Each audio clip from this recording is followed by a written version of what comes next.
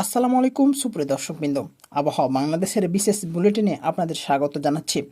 বাংলাদেশ আবহাওয়া অধিদপ্তরের দেওয়া সর্বশেষ সুপার কম্পিউটার মডেল ও স্যাটেলাইট ডাটা বিশ্লেষণ করে 21 ও 22 জুনের আবহাওয়ার একটি অত্যন্ত গুরুত্বপূর্ণ আপডেট নিয়ে হাজির হয়েছে। মৌসুমি বায়ু বা বর্ষার মেঘ এখন দেশের ওপর পুরোপুরি সক্রিয়, যার ফলে আগামী 48 ঘন্টায় দেশের একাধিক জেলায় তীব্র বজ্রঝড় সহ ভারী থেকে অতি ভারী বর্ষণের প্রবল সম্ভাবনা তৈরি হয়েছে। একই সাথে বঙ্গোপসাগরের বর্তমান পরিস্থিতি এবং চলমান তাপপ্রবাহ নিয়ে আবহাওয়া অফিস কি জানাচ্ছে তা সম্পূর্ণ বৈজ্ঞানিক তথ্যসহ আজকের এই প্রতিবেদনে আমরা বিশ্লেষণ করব। ভিডিওটি না কেটে শেষ পর্যন্ত দেখার অনুরোধ রইল। চলুন বিস্তারিত জেনে নেওয়া যাক, এবং আপনি যদি আমাদের চ্যানেলে নতুন হয়ে থাকেন অবশ্যই চ্যানেলটি সাবস্ক্রাইব করতে ভুলবেন না। শুরুতেই নজর দেওয়া যাক দেশের সার্বিক বায়ুমণ্ডলীয় গঠনে। বাংলাদেশ আবহাওয়া অধিদপ্তরের আবহাওয়াবিদদের তথ্য মতে বর্তমানে দক্ষিণ পশ্চিমী মৌসুমি বায়ু বা বর্ষা আমাদের ভূখণ্ডের ওপর মোটামুটি সক্রিয় এবং উত্তর বঙ্গোপসাগরের অন্য অংশে মাঝারি অবস্থায় রয়েছে। অনেকেই জানতে চেয়েছেন দেশের কোনো নিম্নচাপ বা সক্রিয় আছে কিনা। আবহাওয়া অফিসের সর্বশেষ সিনোপটিক অবস্থা অনুযায়ী একটি পশ্চিমা লঘুচাপের বর্ধিতাংশ গাঙ্গীয় পশ্চিমবঙ্গ থেকে উত্তর পশ্চিম বঙ্গোপসাগর পর্যন্ত বিস্তৃত রয়েছে। এই মুহূর্তে সাগরের সরাসরি কোনো গভীর নিম্নচাপ বা ঘূর্ণিঝড়ের আশঙ্কা না থাকলেও এই লঘুচাপের কারণে প্রচুর পরিমাণে জলীয় বাষ্প দেশের ভেতরে প্রবেশ করছে। এই সিস্টেমটি আগামী আরও 3 থেকে 4 দিন সক্রিয় থাকবে এবং এর প্রভাবেই দেশ জুড়ে মেঘের ঘনঘটা বাড়ছে। এবার আসছি সবচাইতে গুরুত্বপূর্ণ তথ্যে। 21 ও 22 জুন দেশের কোন কোন জেলায় বৃষ্টিপাতের সম্ভাবনা কতটা প্রবল। আবহাওয়া অধিদপ্তরের সর্বশেষ পূর্বাভাস মডেল অনুযায়ী দেশের 8টি বিভাগেই আগামী 10 দিন বিচ্ছিন্নভাবে ঝড় বৃষ্টির আভাস দেখা যাচ্ছে। তবে 21 ও 22 জুন মূলত দেশের 3টি জোনে বৃষ্টির দাপট সবচাইতে বেশি থাকবে। প্রথমে আসছি উত্তর ও উত্তর পূর্বাঞ্চল, অর্থাৎ রংপুর, ময়মনসিংহ ও সিলেট বিভাগের কাছে।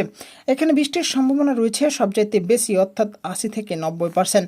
বিশেষ করে সিলেট, সুনামগঞ্জ, নেত্রকোনা, কুড়িগ্রাম ও লালমনিরহাট জেলায় মাঝারি থেকে ভারী বর্ষণের প্রবল সম্ভাবনা রয়েছে।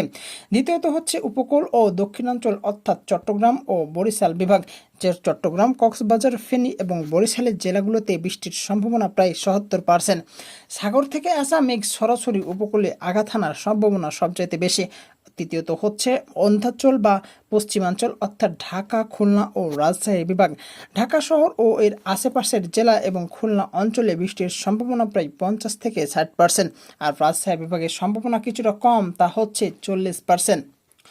স্যাটেলাইট মডেল বলছে 21 ও 22 তারিখ মূলত মধ্যরাত থেকে শুরু করে সকাল 10টা এবং বিকেল থেকে সন্ধ্যার মধ্যবর্তী সময়ে বজ্রঝড়ের তীব্রতা সবচেয়ে বেশি থাকবে। দুপুরের দিকে আকাশ মেঘলা থাকলেও কিছু ভ্যাপসা গরমের অনুভূত হতে পারে। এই বৃষ্টির স্পেল বা স্থায়ী দায় দেশের বিভিন্ন অঞ্চলে আগামী 4 থেকে 5 দিন টানা চলতে পারে। উত্তর বঙ্গোপসাগরের লঘুচাপের বর্ধিতাংশ থাকার কারণে সাগরের মাঝারি ধরনের উত্তাল রয়েছে।